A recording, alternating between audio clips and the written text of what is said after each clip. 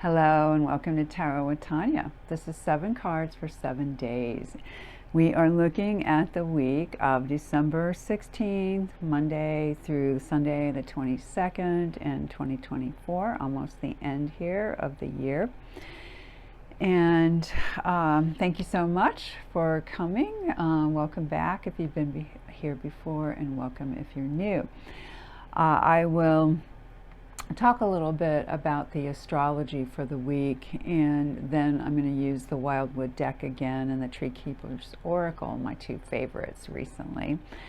As always, this is a reading for the collective, so take what resonates for you and leave the rest behind. Keep developing your own intuition about what you are experiencing in the world. We definitely are in a big shift that way. So this week we start on Monday the 16th with the moon in Cancer. That's where we ended our Sunday. So that's overlapping. Home, children, nurturing, cooking, creativity. It's a water sign, so there can be some intuitive psychic ability there as well. And we'll end up with the moon in Libra. So of course we go through Leo and Virgo. So we start with water, then we go to earth, then we go to fire, and then earth, and we end on air with Libra. The diplomat, the harmonizer, the one who likes beauty, great time to get a haircut, buy something aesthetically pleasing, keep things in balance generally. So I'll also remind everyone that Mercury went direct on Sunday, so hopefully plans are smoothing out. I have a dear Gemini friend who definitely experienced some delays, setbacks, and so forth with that. So it depends on your chart and where Mercury is retrograding at times too. So otherwise this week is a fairly quiet after the incredible amounts of planets we had interacting last week. So on Wednesday the 18th, that was my dad's birthday, we have the Sun squaring Neptune. Now that could feel like a really low energy kind of day because the Sun is illuminating and invigorating and shining the light, getting things done. Whereas Neptune is just the opposite, is very dreamy, it's indecisive, perhaps unrealistic. It's great for the psychic and the intuitive and the creative, but not so much for, being clear about things. So astrologers that tend to advise on this one, stay humble, try to choose peace, just let that day pass, those energies pass. Then on Thursday, we have Venus trining Jupiter. That's a whole different energy. That's a really happy energy. It can be great for relationships. Venus, again, rules beauty, loves harmony, loves aesthetically pleasing things, can feel really good. It can be a great relationship day. And even good for money, too, because Venus also rules money and Jupiter expands things. So could be a windfall that day, some past investment paying off, something like that. And then our last aspect that's very big this week would be the Sun, not really an aspect, but a movement. The Sun moves into Capricorn on the 21st. So we're going to have our solstice here too, the shortest day of the year. And that always sounds kind of a little grim to me, but then I just have to remember that means the light starts to return, and that really makes a difference here in the northern hemisphere in our winters. So what does it mean? Sun in Capricorn, serious, somber, loves business, loves practicality, durable things, a serious relationship, things like that. It's about commitment, building things. So that will be our dominant Sun energy for the next month. All right, the cards. The cards are kind of a mixed bag this week. We do have some challenge here, and some, some very nice energy as well. I think last week it was just one major, and it's the same. So I feel like, again, we're coming to these new beginnings. The return of the light being one this week, at the end of the week, and just we're not that far from, the calendar new year as well. So our first card is happiness, and it's a 10 of vessels. So, vessels in this are water. Obviously, water is the main feature here.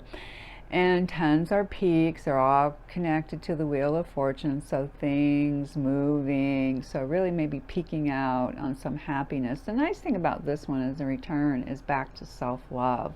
So this can be more of a group kind of love, more love for humanity, or it can be very personal, some kind of a relationship too, but it can feel really, really nice. So that's our Monday, the 16th.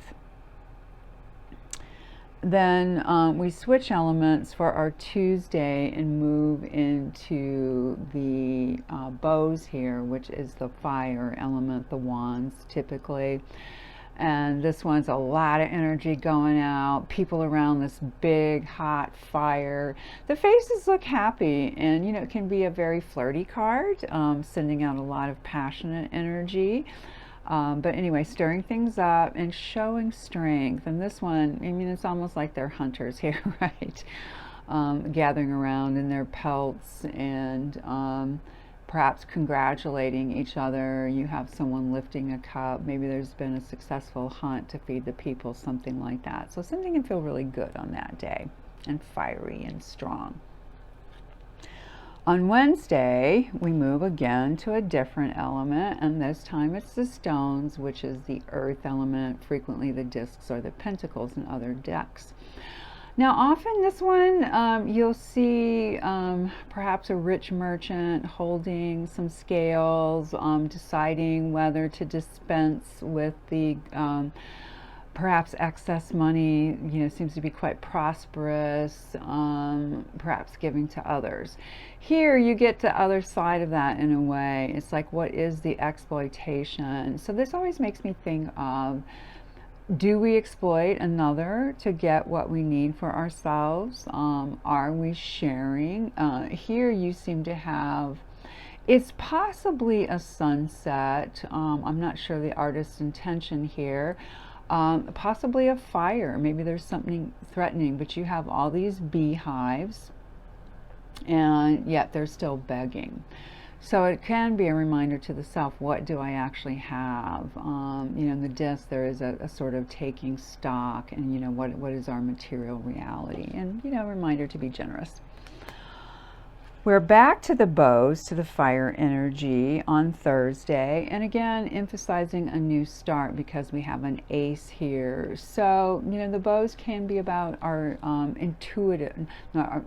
instinctual energy, that just quick knowing, where the hair stands up on the back of the neck. There's no thought process, it just comes in quickly. This is what you do, this is what you perceive, or based on what you perceived, but it's not an intellectual process, it's very fast. So here we have a little bit of looks like holly. It's hard to see, you probably can't get that detail, but it's wrapped around the bow. So again, that makes me think about the solstice and the ending of the calendar year, the return of the light, the celebrations that are typically done in the northern hemisphere around this, are using those elements in the northern. Of course, they celebrate solstice and Christmas in the south as well. So some kind of new spark of life, new start on something, and it can be very interior, maybe expressed more because it is a fire element. Now things get a little dicier when we get to Friday, and now for the first time this week we get the arrows, which are typically the swords representing the air element, thinking, the intellect. And here you have a figure that looks like there's some concern about survival. Perhaps it seems like arrows are being shot at this person, but yet none of them are hitting the person. The person is okay. That's the idea behind this card, that The problem, the trap, the danger is in the mind. Often you'll see a figure surrounded by swords, blindfolded even, hands bound, but not really stuck. Could free the hands, could take up the blindfold, could walk away. So here it is that idea that it is something that we've created in the mind, and try to see what the reality is and not the projection.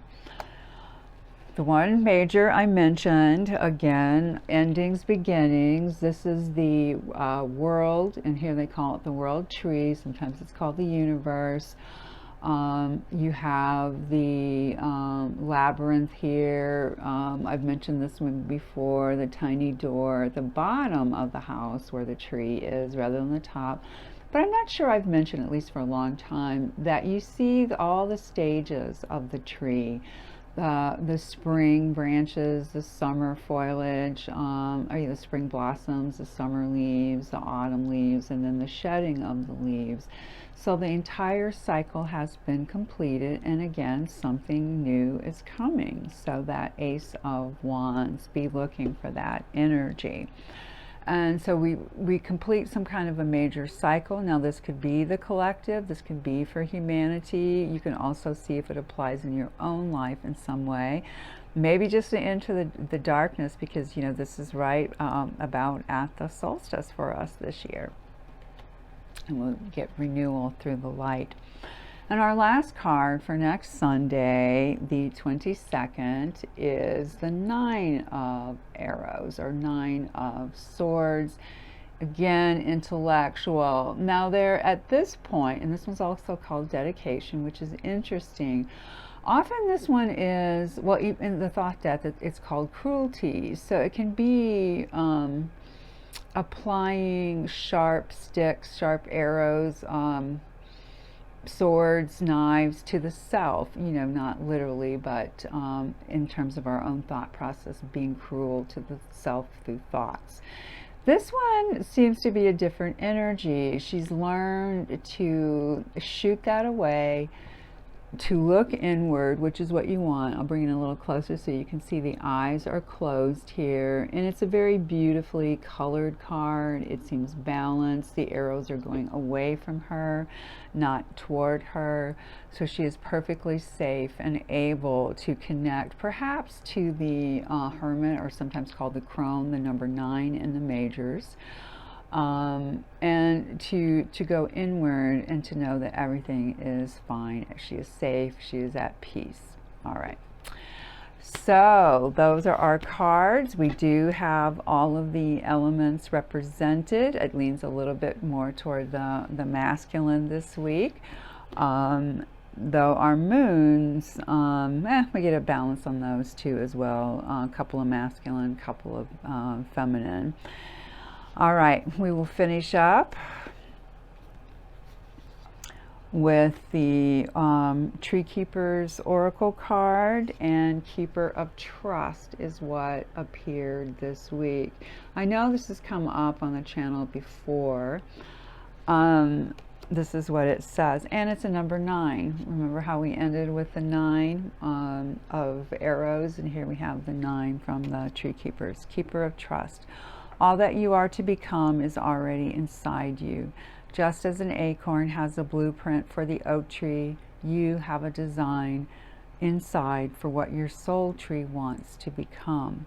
Your mind is the least dependable purveyor of direction. By all means use it, but not as your ride or die in times of creativity or crisis. I want to read that again.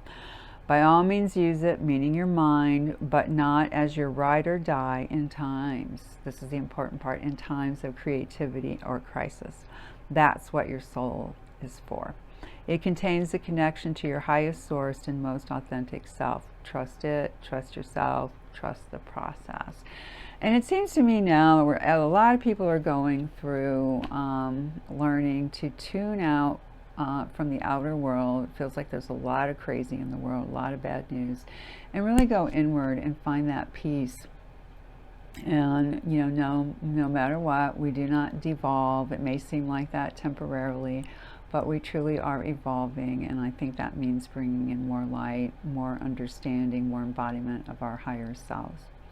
So, beloveds, I am wishing you the best possible 7 days. Please like, share, subscribe. That really helps. And let me know if you're interested in a personal reading. You'll find information below and at the end. And I will see you again in 7 days. Remember that solstice.